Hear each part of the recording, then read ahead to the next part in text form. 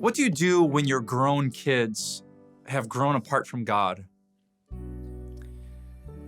Recently, our church had its annual Q&A Sunday, and that question came in, and I can only imagine the emotion with which it was written. I have two daughters. They're still just starting the teen years, so I haven't hit that point yet where they're making their own choices about where to go on Sunday and if they're going to pray before meals. It's just part of our family, but I can only imagine if one of them said, I don't believe it. It's not a priority for me. And maybe that's happened to you. Maybe you're that mom or dad who wants your kids so desperately to believe what you believe and embrace the values that you embrace, but they don't, not anymore. And it breaks your heart.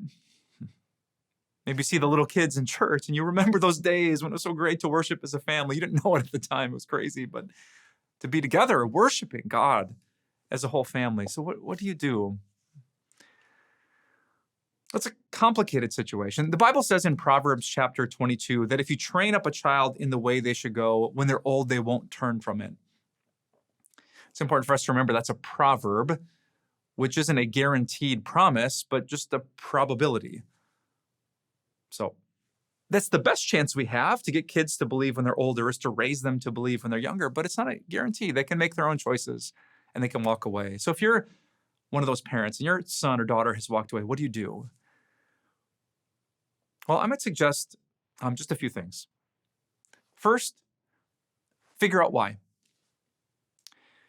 It's really hard when you want your kid to follow this path and they're here, but as best you can, with as much humility as you can, seek first to understand. The Bible says in James chapter 1, we should be slow to speak and quick to listen. I'm not sure if your child will be candid with you, but just ask them, I know I raised you like this, but obviously you're not like this anymore. Can I ask what changed? I promise I'm not going to pounce. Right now, I'm not trying to change anything about you. I just want to understand what you think. Was it a teaching from the Bible? Was it a bad experience? Was it me? Going to church on Sunday, maybe you saw something in me during the rest of the week that pushed you away. How did you get here? Why are you here? I'd first want to understand as best I could the reason why. If I know the problem, I'm best equipped to solve it. Number two, I'd want to remind my child about the things that only Jesus can offer. Maybe I'd be candid if this was my kid. Like, I know it's difficult. When Jesus is the King and the Lord, when he gets the last word, when it's his truth and not our truth, when we follow him and sometimes have to deny ourselves, I know that's difficult, but I just want to remind you why I love Jesus, because he offers me forgiveness for everything. He gives me a clean conscience because I know he's taken away my sin. He said that even though I die, I will not die if I believe in him. I have eternal life. I have heaven. I'm going to escape all of this suffering and drama. That's why I love Jesus. That's why I want you to believe in Jesus too. Sometimes kids walk away because church takes time, or it's costing me too much to believe these things.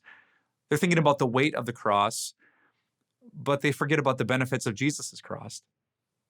So as clearly as you can, get them back to the gospel. It's not just about being in church. We go to church because we're so grateful for Jesus. And finally, maybe this is a really odd thing to want for your kid, but I would pray that this world disappoints them so deeply that they come back looking for something more. It wasn't the total point of Jesus' story in Luke 15, but if you've ever heard Jesus' classic tale of the prodigal son, this kid who was raised by a great godly father, he walks away. He indulges in sinful, wild living, totally breaks his father's heart and violates his father's values. But do you remember what brings him back home? We often focus on the celebration when he came home. You're the dad who's like, God, he's so full of mercy and forgiveness. He throws this party, like he's crazy with his ability just like that to show mercy and be patient and love him. But what brought the kid back home? Here's what Jesus says. After the son had spent everything, there was a severe famine in that whole country, and he began to be in need. So he went and hired himself out to a citizen of that country who sent him to his fields to feed pigs. He longed to fill his stomach with the pods that the pigs were eating, but no one gave him anything. When he came to his senses, he said, "How many of my father's hired servants have food to spare? And here I am starving to death. I will go back to my father and say to him, 'Father, I have sinned against heaven and against you.'"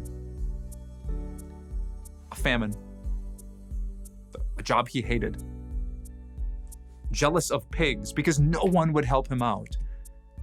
That's what helped him come to his senses and come home to his father. So I would pray this crazy prayer: God, whatever you have to do. If my son needs to lose his health and get cancer to realize how much he needs an answer to death, let it be cancer. If her career needs to fall apart so she stops pursuing money and status and realizes there's only one rock solid place to find love and identity and a future in Jesus, let it fall apart. God, I want my child to come to their senses and come back to you, to realize their sin and to cling to your love and your salvation. So whatever you need to do. I wish I could guarantee that all of our kids would end up in heaven. I can't. But this is our best path, to understand where they are, to remind them of the beauty of Jesus, and pray that moment comes where they change their mind, change their direction, and come home and find a God whose arms are wide open to prodigal sons and daughters.